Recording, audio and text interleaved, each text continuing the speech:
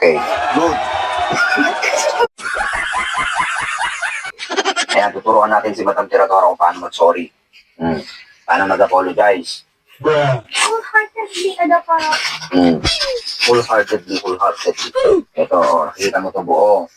Ito yung damdamin ko. Di ba? Ha? Di ba? Kapag ka nasasaktan nung nangyayari, kasi press mo siyang ganon.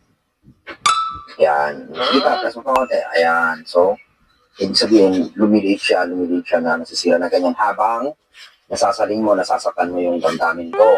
Okay. So, yan. Hanggang maging ganyan na siya. Yeah, boy. O ngayon, subukan mo ngayon mag-sorry. Sige. Sorry? May nangyari ba? Wala. Wala. Sige. Mas gawin mo mas maganda yung pag-sorry mo. Sorry? May nangyari. Wala. Wala. Look at this dude. Okay. So, Wait till you see the. para magbalik na yun yung maghilom yung damdamin ko, kailangan mong gawin. You need to, subukan mo, blow.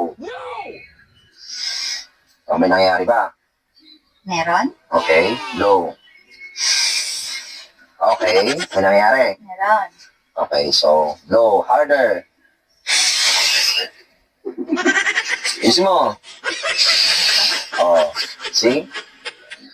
Ayos na yung damdamin ko. So, kapag ka may ginawa ka, nagawa ka, nasaktan mong damdamin ko, anong gagawin mo? Blow.